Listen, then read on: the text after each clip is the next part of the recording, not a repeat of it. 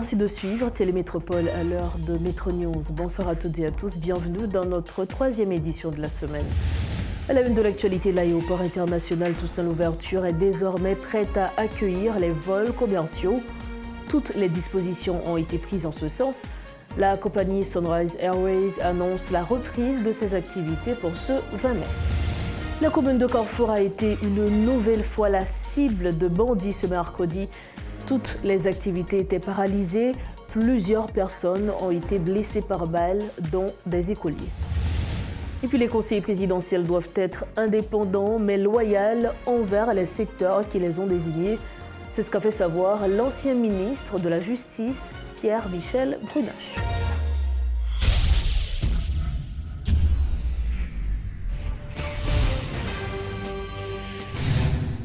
Dorocha, bonsoir, bienvenue au développement des titres de l'actualité. Vers la reprise des vols commerciaux à l'aéroport international Toussaint Louverture, alors que des compagnies avaient repoussé leurs vols pour début juin, Sunrise Airways annonce la reprise de ses activités pour le 20 mai 2024. Dans une note publiée récemment, la compagnie annonce que leurs vols domestiques reprendront à partir de cette date et éventuellement les vols internationaux. En politique, alors que le processus de dépôt de candidature pour le poste de Premier ministre se poursuit jusqu'au 17 mai, le Conseil présidentiel de transition reste silencieux. Pendant ce temps, certaines entités expriment leur opposition à la présidence tournante et des discussions émergent autour d'un éventuel plan B. Pour commenter l'actualité de ce mercredi, le leader de la force louverturienne réformiste, le docteur Emmanuel Ménard, PDG de la radio et télé Cosmos. Bonsoir, Monsieur Ménard, bienvenue sur le plateau de Métro News.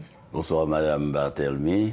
Le plaisir est pour moi d'être avec vous et je salue les auditeurs, les téléspectateurs, téléspectatrices de Métropole. Alors, vous êtes notre invité ce soir pour commenter notamment l'actualité politique.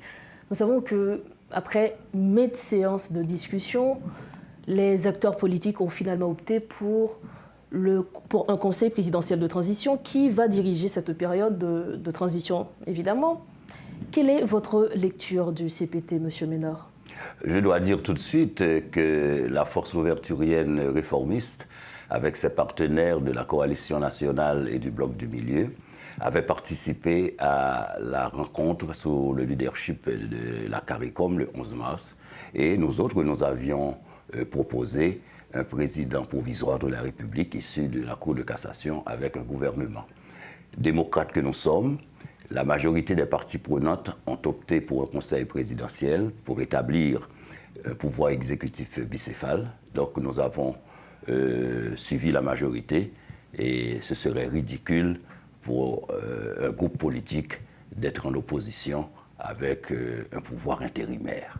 Donc, et comme représentant légal de ces parties prenantes, j'avais pour mandat de préparer les actes d'adhésion de ce regroupement de partis politiques et d'organisations sociales pour l'acte d'adhésion à l'accord du 3 avril, et ceci a été fait.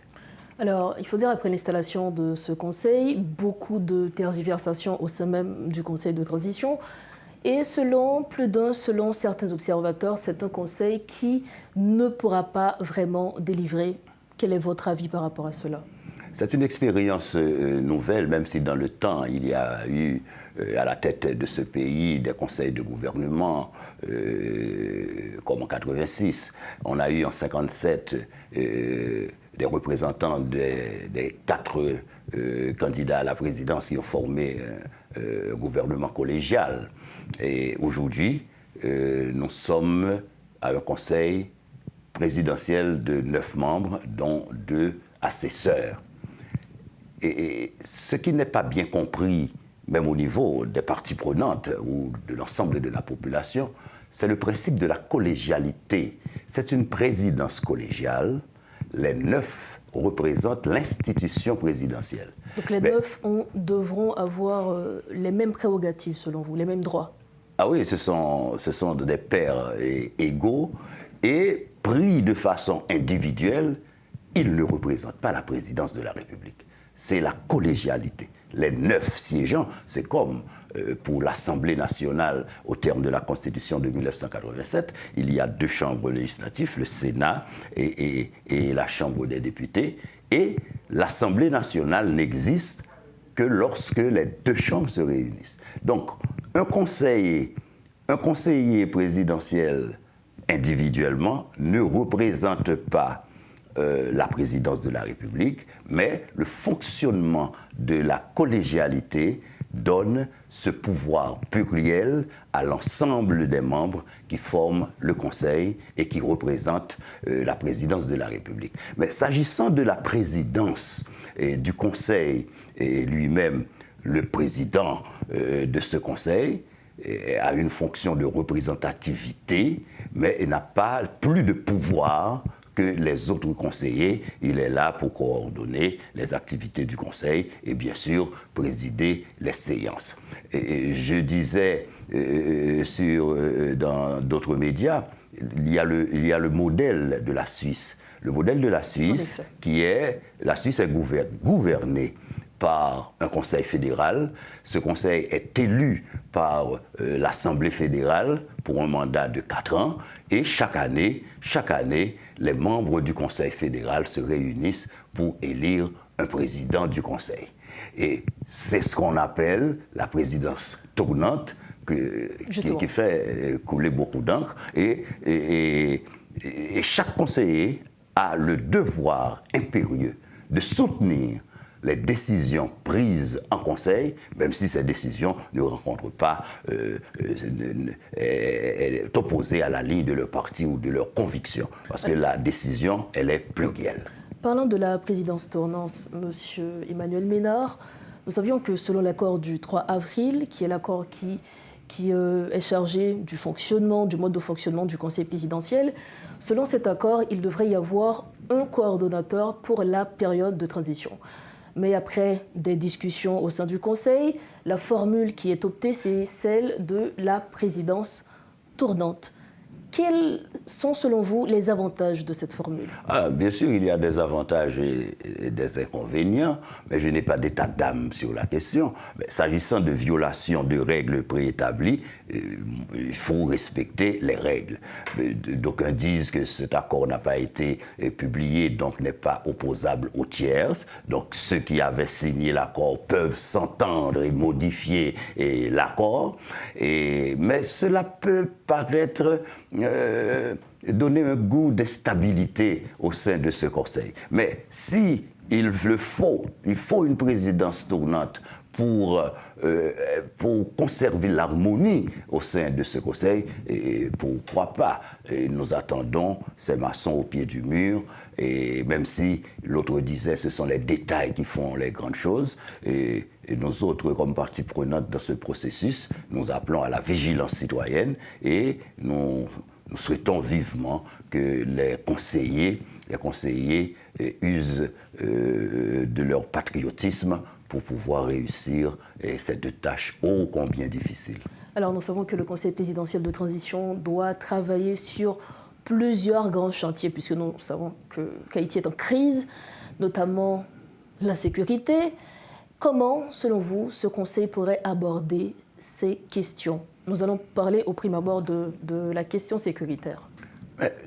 Il ne faut pas donner trop de pouvoir à ce Conseil que la Constitution, puisque nous sommes dans l'esprit de la Constitution, n'en donne à la présidence. Et le Conseil ne va pas diriger. Le Conseil ne va pas gouverner. C'est une collégialité dans un pouvoir exécutif bicéphale. C'est le gouvernement qui va diriger. L'action gouvernementale sera confiée à un Premier ministre et un cabinet de mission. Et ce cabinet de mission doit avoir une feuille de route concoctée et adoptée par les parties prenantes. Et le Conseil, quand nous étions en discussion pour le rétablissement de ce pouvoir bicéphale, on pensait que M. Ariel et sa coalition gouvernementale avaient trop de pouvoir. Il faut que le pouvoir arrête le pouvoir. Il n'y avait pas d'organe de contrôle de l'action gouvernementale. Maintenant, la présidence, une fois rétablie à travers le Conseil et le gouvernement ayant à sa tête un Premier ministre, il y a un équilibre au niveau du pouvoir exécutif. Maintenant, il va falloir que le gouvernement... Moi, je ne comprends pas trop bien que chaque conseiller présidentiel soit responsable d'un chantier. C'est la présidence. La présidence, toutes les attributions présidentielles sont accordées à ce conseil. Donc, ce conseil aura les attributions définies par la Constitution. Et maintenant, le gouvernement, secteur par secteur, aura à se colter aux grands défis de l'heure. Et pour la sécurité, vous avez le ministère de la Justice et de la Sécurité publique qui coiffe la police nationale d'Haïti. Il y a le ministère de la Défense qui coiffe les forces armées d'Haïti. Et nous avons signé des protocoles, des accords avec des accords bilatéraux ou multilatéraux. Il y a la résolution du Conseil de sécurité qui permet le déploiement d'une force sécuritaire en Haïti. Donc moi, il faut que le Conseil soit vigilant. Il faut que les termes, jusqu'à présent, je ne connais pas les termes de référence du déploiement de cette force. Mais somme toute, nous autres de la force louverturienne réformiste, depuis la présidence de M. Jovenel Moïse, et nous avions appelé à une coopération militaire et multilatérale pour renforcer nos structures de sécurité et trouver les moyens pour une formation continue de nos soldats et de nos policiers, reconstruire les agences d'intelligence et de renseignement, et bien sûr, armer la police avec une nouvelle vision de notre armée pour pouvoir contrôler l'ensemble du territoire national. Alors, dernière question, Monsieur Emmanuel Ménard, retournons-en à la question du choix du Premier ministre. Nous savons que certaines structures vous ont proposé comme Premier ministre. Êtes-vous toujours intéressé à être le Premier ministre de ce pays? Comment on pourrait ne pas être intéressé à servir son pays, mais pas dans n'importe quelles conditions?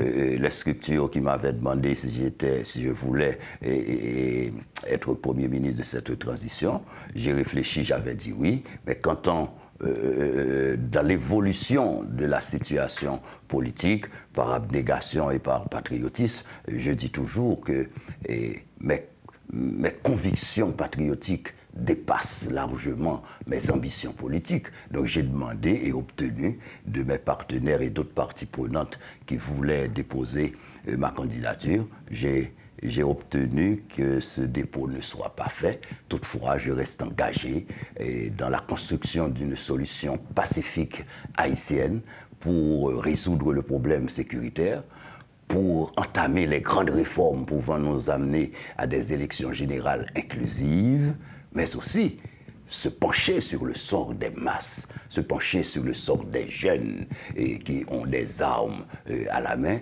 On ne pourra pas résoudre le problème sécuritaire avec des armes. La réponse militaire doit être faite, est nécessaire, mais il faut aussi une réponse sociale. Il faut que le gouvernement de la République puisse, à travers des politiques publiques, adresser le problème social et faire en sorte que la normalité républicaine et constitutionnelle est retrouvée pour que nous ayons encore une fois un pays où il fait bon vivre. Il nous faut donc un pays où il fait bon vivre. Merci infiniment, Dr Emmanuel Ménard. Madame Berthelmy, le plaisir était pour moi. Merci encore. Voilà, c'est avec nous le Dr Emmanuel Ménard, président de la Force louverturienne réformiste et PDG de la radio et Télécosmos. Il était notre invité ce soir à Metro News pour commenter l'actualité politique. Merci de votre fidélité à Télémétropole. La suite des informations. L'ancien ministre de la Justice, Pierre-Michel Brunache, déplore un faux départ de la part du Conseil présidentiel. Mais selon lui, les membres du Conseil ont essayé de rectifier le tir. Il invite les conseillers à se montrer indépendants, mais loyaux envers les secteurs qui les ont désignés. Ses propos. Je pense que nous sommes sur la bonne voie. Nous sommes sur la bonne voie parce que la résolution que vous prenez, vous signez pour changer la majorité, pour adopter la présidence rotative. Bien sûr, il y a des difficultés administratives Parce que dès lors que vous prêtez serment, vous venez tourner au organe administratif. Organe administratif, bon, gens pour prendre décision. Mais comment corriger faux départ là? Eh bien, c'est ça. Maintenant que vous finissez de prendre des décisions qui sont ententes entre eux, eh bien, il faudra que vous mettez le nom décret. Modifier le décret qui était nommé. Parce que tout autant que vous ne mettez pas le nom décret, il faut qu'il effectif. Parce que résolution n'est pas qu'à modifier le décret. Donc, il faut que le décret qui était nommé, vous modifiez et vous mettez les décisions qui ont été prises dans le décret. Parce qu'en tant qu'organe administratif, il y a l'apport nomination que nous qui dépend directement de eux. Après ça, toute l'autre décision que vous parlez, et puis nomination pour les ministres, après ça, toute l'autre décision que vous parlez dans le Conseil des ministres. Bon, il y a une capacité pour mettre en place et pour travailler avec le gouvernement sortant.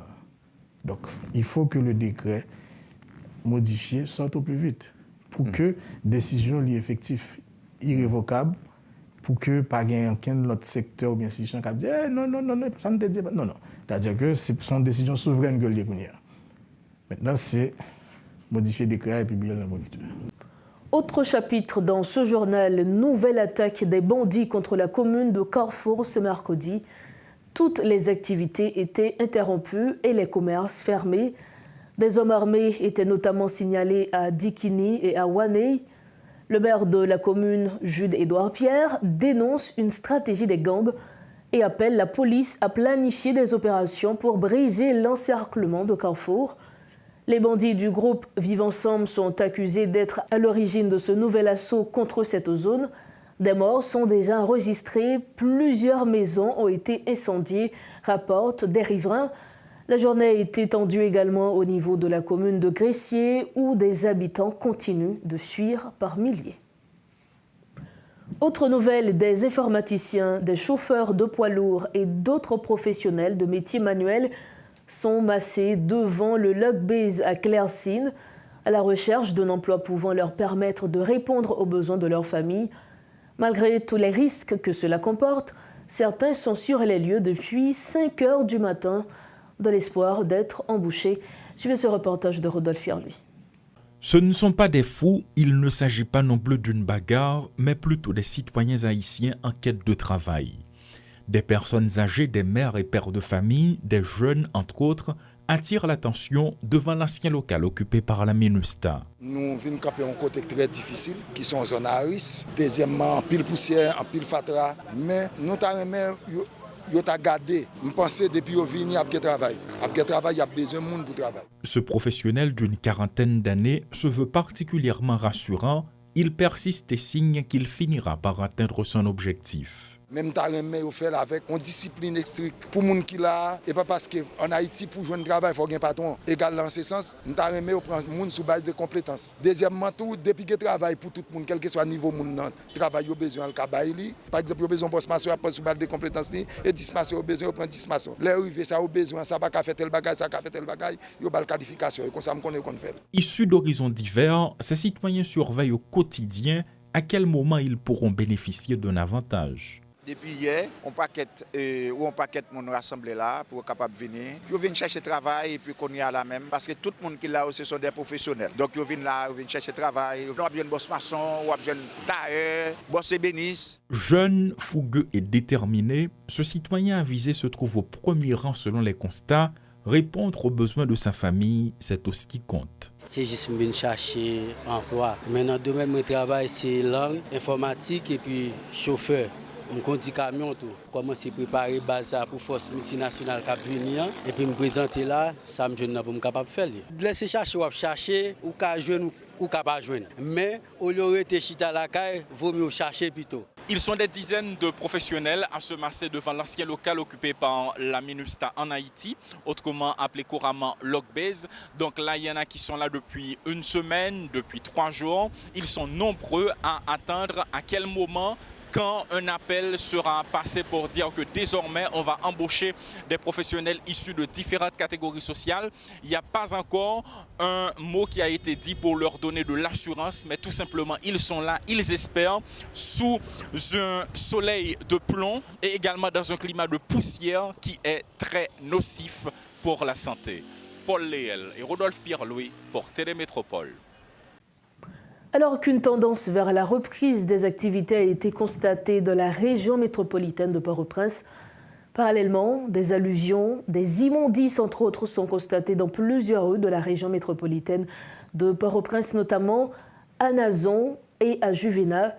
Les canaux non curés sont à la base de cette situation. Rodolphe Pierre-Louis a fait un constat dans plusieurs zones de la capitale. Suivez son reportage. Les rues de nos grandes villes sont sales, ce n'est pas une fiction, mais un constat qui saute aux yeux. Chaque pile d'immondices qui occupe anarchiquement nos rues déjà trop étroites symbolise l'échec des autorités chargées de l'assainissement, même si elles font semblant de ne pas comprendre. On n'a pas besoin d'être expert dans le domaine pour constater que le service métropolitain de collecte de résidus solides et les mairies de la zone métropolitaine de Port-au-Prince ont donné carte blanche aux ordures. Apparemment, il semble qu'il y a consensus pour vivre dans les grandes villes avec des rues qui croulent sous des tonnes d'immondices. De Juvénat à Nazon, en passant par Delma pour arriver à Pétionville, le niveau de l'insalubrité des rues donne froid au dos. C'est comme si les institutions chargées de la gestion des ordures sont toutes emportées par la crise. Dans certains endroits, ni les piétons ni les automobilistes ne peuvent circuler, de quoi rendre urgent l'assainissement des rues. L'insalubrité des rues expose la population à toutes sortes de maladies dans un contexte où notre système de santé bancal, même en temps normal, est touché de plein fouet par la crise sécuritaire. Plus de 30 structures de santé, dont l'hôpital de l'Université d'Haïti, le plus grand centre hospitalier du pays, sont hors service. Ce tableau apocalyptique devrait inciter ceux qui arrivent au pouvoir à la faveur de l'aggravation de la crise à se mettre au travail. Le pays se trouve à un carrefour où tout est urgent. L'assainissement des rues est aussi urgent que le rétablissement de la sécurité, surtout que le pays est toujours aux prises avec une épidémie de choléra. Paul Léel et Rodolphe Pierre-Louis pour Télémétropole. Nous mettons un terme à cette édition de Métro News, mais avant de partir, voici l'essentiel de l'information qui a été développée ce mercredi. L'aéroport international Toussaint Louverture est désormais prêt à accueillir les vols commerciaux. Toutes les dispositions ont été prises en ce sens. La compagnie Sunrise Airways annonce la reprise de ses activités pour ce 20 mai. La commune de Carrefour a été une nouvelle fois la cible de bandits ce mercredi. Toutes les activités étaient paralysées. Plusieurs personnes ont été blessées par balles, dont des écoliers. Et puis, les conseillers présidentiels doivent être indépendants mais loyaux envers les secteurs qui les ont désignés. C'est ce qu'a fait savoir l'ancien ministre de la Justice, Pierre-Michel Brunache. Ainsi s'achève cette édition de Métro News. Merci infiniment à chacun de vous de l'avoir suivi. Rendez-vous demain jeudi. Restez sur Télémétropole. Bonsoir.